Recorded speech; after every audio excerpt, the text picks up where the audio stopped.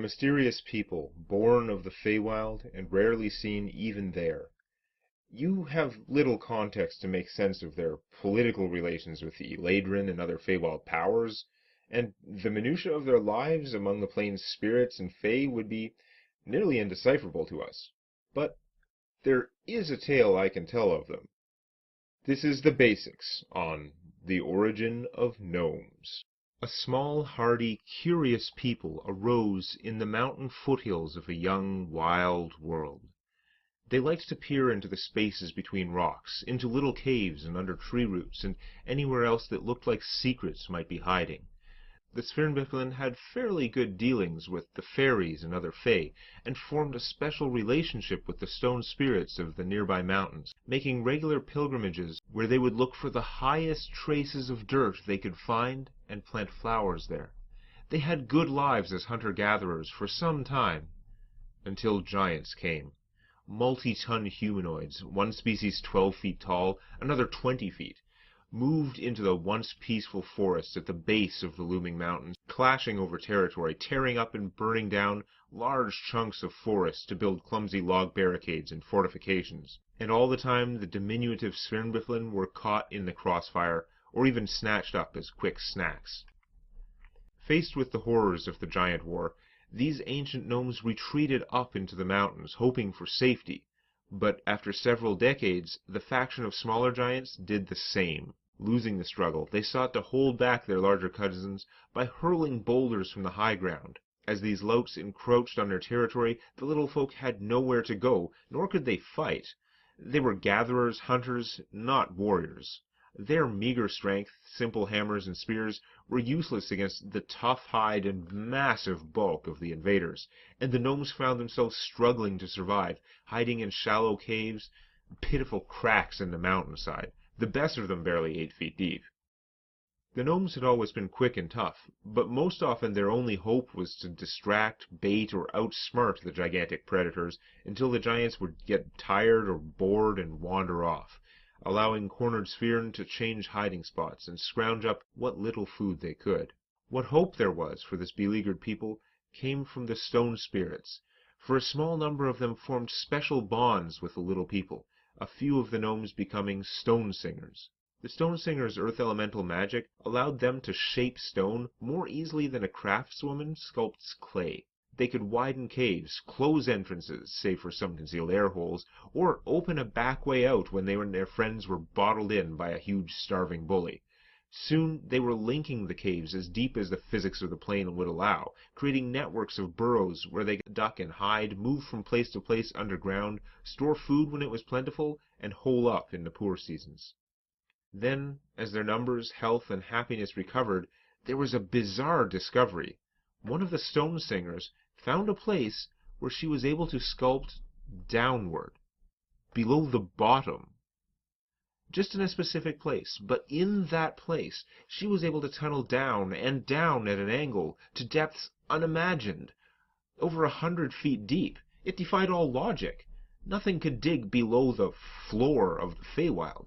Oh, there were variations. Some places the plane was a little shallower or a little deeper than 8 feet. But everyone knows the Feywild extends up into the sky and never down into the ground.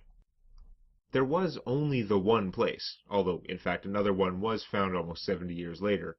The Svirn had not gained some mystical ability to defy physics and shape the underground however they wished.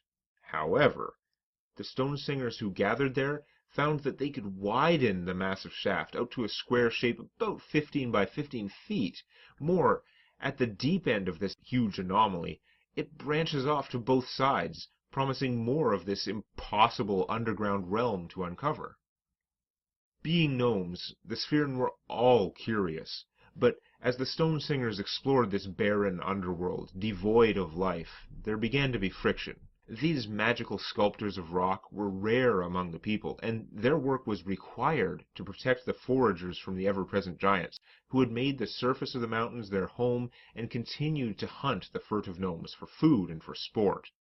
Most of the stone singers returned to help their clan, only occasionally visiting the Underjordisk, but some of them were captivated by the mystery and refused to leave. and some regular folk joined them to live in and explore a realm which spread out in many directions, in perplexing complexity and unknown purpose. Farther and deeper they went, finding beautiful gems and other oddities which seemed to have no reason to exist, in depths which ought to be unreachable. But to the deep gnomes, this unlikely bounty seemed to prove that the gods had filled the mountain with treasures just for them, the faithful, to discover. One of them, Panadra, had a dream, a vision, that at the core of the mountain she would find a great gem that could stop any magic. With such a power, they would never need fear the Fae and spirits of the world, even if they journeyed out into the lands beyond the marauding giants. For years the tunnelers traded precious stones for food from the rest of the Sphere, those who continued to live in that 8-foot layer of warrens near the surface. How sad it seemed to the deep gnomes to live in a thin crust of the mountain when such beauty and grandeur lay below. And then, after years of digging and searching, the prophet Panadra, who delved deepest and most relentlessly, found something. Not the gem she sought, but the first ever sign of life so far beneath the bottom of the Fae. In the age of gods, before most mortals appeared, before time was measured, Muradin, who some call Infernus, others Ataru, he felt lonely. The other gods didn't understand him or his need to create, to shape things with his own hands and mind, things which had never before existed in the world. And so, when Tiamat the multi-hued stole his first great creation, he grew so frustrated that he sought to create a friend to stay at his side and to watch over his creations so they would not be stolen again. He had never created life before, none of the gods had. Life had simply been, as the gods had been. So the form of this new life was primitive, but Muradin's new friend lived, and he named it Goga of the Diamond Hide. Faithful Goga followed Muradin everywhere, keeping him company and watching his back. Goga's magic could sculpt stone, a power of both creation and destruction, and it had eyes to watch Tiamat's many heads. But as Muradin practiced and improved his arts, creating wonder after wonder, Goga slowly became jealous of the god's other works.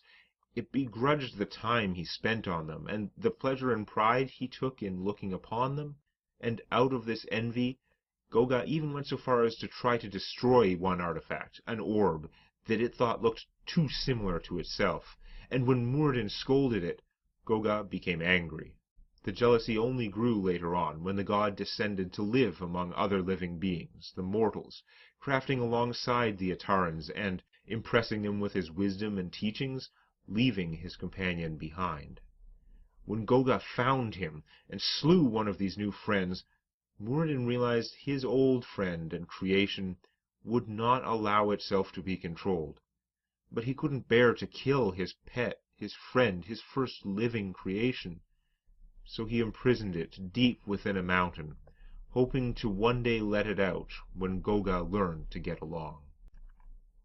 When Panadra uncovered Goga, it destroyed her and her group instantly, and so much did they look like Muradin's favorite mortals that the primordial being began systematically obliterating every gnome it found, not mellowed but enraged by its long captivity. But it quickly realized that, like the barrier that had contained it for time unmeasured, much of the stone of the mountain was immune to its disintegration ray. With each casting, some sections of the rock were erased, but it revealed the contours of immutable tunnels, pillars, and great statues which remained after the rest was cut away. Goga quickly forgot the Svirnbeflin, unless one was so foolish as to venture into its sight, becoming obsessed, much like the deep gnomes themselves, with uncovering the incredible hidden structure of the mountain. But the structure grew over time, for even areas which Goga had previously chipped clean sometimes blossomed into new tunnels or chasms when it disintegrated the same area again years later. For this was the mountain which the dwarves of the Fadelands called Zarafheim, and the primeval beholder was discovering their ever-growing city, creating, as it went, a near-perfect replica, since, so deep below the normally immovable bottom of the Feywild, even Goga's ancient power could only penetrate stone, which had been removed in that other plane of existence. The result was a pristine, vacant simulacrum of a massive underground city, which many centuries later was itself mirrored by the original, when the dwarves of the real Zerafheim were slain or forced out by their own plane's terrors from below, leaving both the real city and Goga's copy equally lifeless. Among the survivors of Goga's wrath, none had actually seen the monster, but when they reached the warrens near the surface, they were all traumatized, with haunting tales of flashes of black light around corners and blood-curdling screams cut very short. It became clear within a few days that no more of their relatives would emerge from the Underjordisk. The Sphyrn made the difficult decision to leave. It was hard to leave behind their longtime homes and the strong network of defensive tunnels they had built over a long Gnomish generation, but in the end they knew that scurrying out of the way of giants to scrounge for food was not a great life, and the chance of this unseen horror rising from below finally made them accept that their situation was untenable. And so the Gnomish exodus began. They fled their homeland, which was now giant territory, in search of a place they could live in peace. It was a journey of many years, scouting and exploring different regions, making their way through the many and subtle dangers of the Feywild. The Stone Singers found their connection to the stone spirits weakened with distance, and the spirits and fey creatures of the lands they crossed through were sometimes helpful, but more often disinterested in this straggly band of migrants, and some of the strange creatures were hostile or deceptive. Many gnomes died or were lost, but the rest continued on. They had settled briefly in a number of places, but each time they were forced out after months or years by unexpected problems. Or lizardmen. So many lizardmen. Their difficult journey had gradually carried them south and east until they crossed the Blossoming Sea, which in the Fadelands is called the Blossoming Sea. They continued eastward through an expanse of swampland until they found the Nihon, a series of beautiful river valleys where the many branching and reconnecting streams danced between steep, green-topped rock cliffs that the water had carved away. The Sphyrnbiflin were enchanted by the lush terrain and the incomparable sights. The sheer up and down rocks, with little other than running water and silt flowers in between, would have made the lands of the Nihon useless to a farming people. But for curious, mountain-climbing hunter-gatherers, it was paradise. And so the people who had come to be named for these valleys, the Gnomes, established their permanent settlement here, called Dilmun. Hamlets of small stone-shaped caves sunk into the high slopes below the spires of the rocky cliffs. Perhaps they were enchanted literally as well. They discovered a new variety of stone spirits in the tall, narrow peaks, who recognized them as stone friends and made their own pacts with the stone singers, much as the spirits in their homeland had.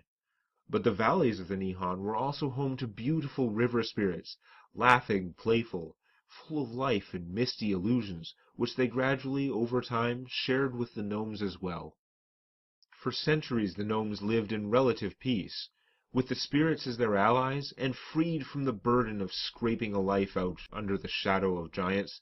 They were finally able to advance as a society, not in the sense that humans and dwarves think of, perhaps, not in building huge structures, trading, or conquering, but they grew in their own way, building huts on stilts in the silt as their population grew, making paper from the reeds, honing their writings and magic, and finding their own ways of crafting mystical items to help enrich their lives and ward off evil. They had several glorious and free centuries, perhaps the best times the gnomes had ever had. But this time the calamity came from above. From somewhere in the endless heights of the Fey sky, a massive object streaked down, impacting in the sea to the south. From the point of impact arose a colossal tidal wave which tumbled towards Dilmun. The river spirits sensed this in the water, well before the wave could be seen on the horizon, and with their warning and help, nearly all of the gnomes were able to escape up to their old caves in the rock peaks, or to shelter themselves in the lower caves created as the population had grown, with the stone singers sealing them in before the wave hit. But when the wall of water struck the Nihon, breaking over and among the pillar-like cliffs, filling the valleys, the Gnomish huts, the plant life, the freshwater rivers were all devastated. What the temporary flooding did not crush and wash away was ruined by the salt water which polluted the ecosystem and destroyed the rivers of those same spirits, the friends who had saved the gnomes. In the years following the disaster, those spirits waned. Those who did not fade away entirely to the astral sea lost the power to protect themselves and their environment, and, at the same time, other cruel spirits from the sea moved in, taking over the valleys, and so also came a new threat to the gnomes, the Yuan-Ti. It was not only the gnomes who faced this threat. The snake-like Yuan-Ti menace befell the entire south coast of the continent, and maybe further. They brought war and sinister magic upon the Feywild for a very long and deadly time. But the gnomes themselves once more suffered a schism, born of disagreement on how best to survive and thrive. Many gnomes believed that they must stay united to protect one another, that they were at their best as one people and must move as one to find a place where they can finally live in safety.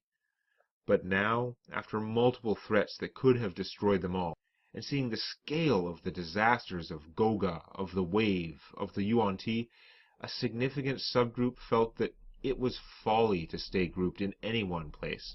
After much debate, they would not be dissuaded. This group, the most individualistic among them, came to be called the Whisper Gnomes.